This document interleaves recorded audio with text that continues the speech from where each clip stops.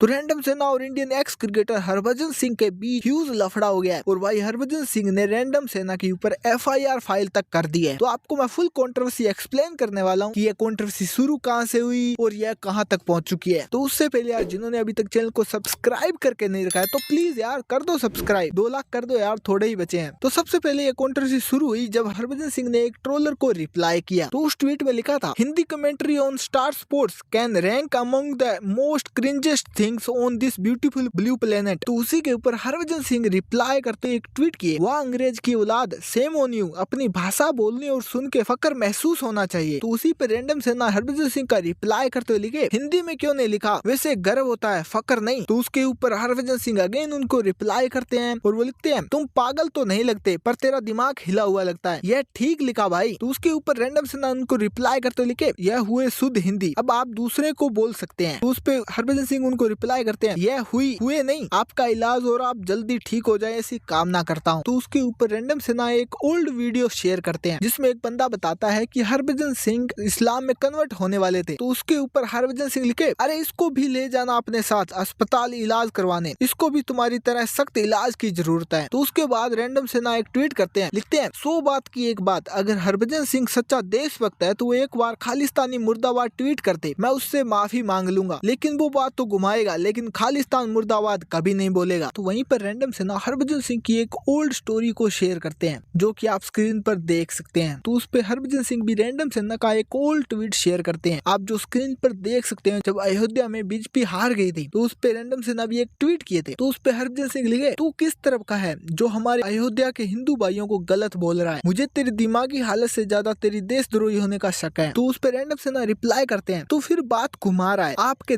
खालिस्तानी मुर्दाबाद बोल और मैं तुझसे माफी मांगूंगा। तो उस पे हरभजन सिंह रिप्लाई करते हैं, ये तेरी गंदी भाषा से यह बात तो पक्की है कि तू कोई घुसपैठिया ही है, क्योंकि हमारे यहाँ से कोई बात नहीं करते, बाकी जो तूने कूल बनने के लिए गालियां मुझे बकी है उसकी रिकॉर्डिंग कर ली गई है और एफआईआर करवा दी गई है, और वो किस रिकॉर्डिंग की बात कर रहा है वो भी आप सुन सकते हैं, काफी गालियां हैं, बीप भी होगा। आप के क्रिकेट फैंस हैं, देश के लिए खेला है क्या भाई, वो बॉर्डर पे जाके लड़ा, वो देश इंडिया के लिए खेला है, एक बीसीसीआई एक प्राइवेट वो है फ्रेंचाइजी है, उसके लिए खेला है और अपने घर में अरबों रुपया लिया है, ठेला है अपने घर में। वो कोई गरीब का बच्चा नहीं है कि देश प्रेम के लिए वो बेचारा उस पे बॉर्डर पे लड़ रहा है, नहीं भाई, वो अपना घर में अरबों रुपया ठेल लिया है।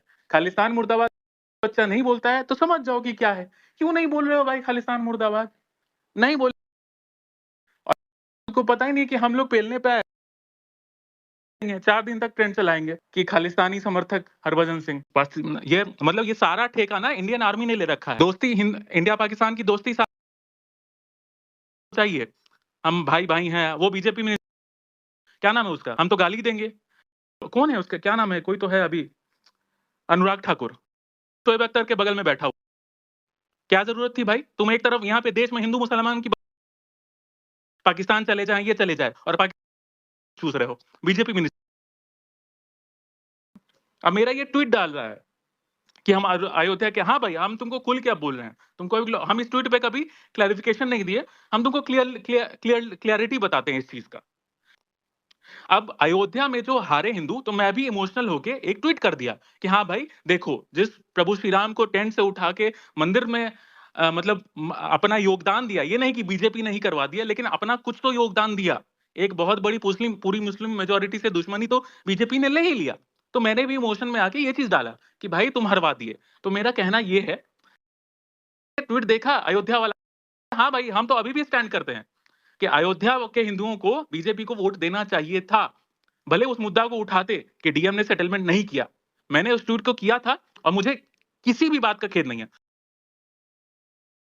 हमको इस ट्वीट पे अरेस्ट करवा के दिखा दे। तो उसमें कौन गद्दार हुए, बिल्कुल हिंदूज गद्दार हुए। व्हाट्सएप किया तेरे को मैंने, ठीक है, देखे हैं भाई, बोल रहा हूं ना, केस हो जाएगा, केस से डरते नहीं है भाई। तो उस पे रैंडम सेना रिप्लाई भी करते हैं, सारी डैश करेगा लेकिन खालिस्तान मुर्दाबाद नहीं बोलेगा, ये तुमने अभी भी खालिस्तानी मुर्दाबाद नहीं बोला, अभी भी बातें घुमा रहे हो। उसके बाद रैंडम सेना का आप रिप्लाई भी सुन सकते हैं। ये खालिस्तान देशद्रोही हरभजन सिंह अपने बाप खालिस्तानी बाप भिंडरावाले का स्टोरी डालता है औलाद, और दूसरे को देशद्रोही बोलता है। बच्चा हरभजन सिंह तेंदुलकर, जो भी, सॉरी तेंदुलकर नहीं, नाम भी नहीं याद है, खालिस्तानी नाम याद करके क्या करना। बच्चा अपने बाप शोएब अख्तर के एनजीओ के लिए, जो शोएब अख्तर कश्मीर को इंडिया के अगेंस्ट बोलते रहता है, उसके एनजीओ के लिए भीख मांगता है इंडियन से। बच्चा तेंदुलकर पाकिस्तानियों के हारने के बाद विधवा विलाप करके ट्वीट करता है। का बच्चा दूसरे को देशद्रोही बोलेगा। तेरी में अगर दम हरभजन सिंह, तो तू खालिस्तान मुर्दाबाद एक ट्वीट करके दिखा। लेकिन मुझे पता है देशद्रोही बात को घुमाएगा गोल गोल, लेकिन खालिस्तान मुर्दाबाद नहीं बोलेगा, क्योंकि तू देशद्रोही खालिस्तानी है। तू है देशद्रोही, नहीं है खालिस्तान मुर्दाबाद बोलने का। पर खालिस्तान मुर्दाबाद बोल, मैं पब्लिकली तुझसे माफी मांगूंगा, लेकिन नहीं बोलेगा खालिस्तान मुर्दाबाद। बोल बात को साइड, तू खालिस्तान मुर्दाबाद बोल, नहीं बोलेगा। ये हरभजन सिंह के लिए ओपन चैलेंज है। अगर हरभजन सिंह ने खालिस्तान मुर्दाबाद ट्वीट कर दिया या बोल दिया, कुछ भी कर दिया, तो माफ़ी मांगना तो बहुत छोटी सी चीज़ है। माफ़ी तो मांगूंगा ही, और हरभजन ने जो एफआईआर करवाई है उसके बेसिस पे मैं खुद जेल चला जाऊंगा भाई। मैं खुद से सरेंडर कर दूंगा जाके। बोलो एक्सेप्ट है चैलेंज?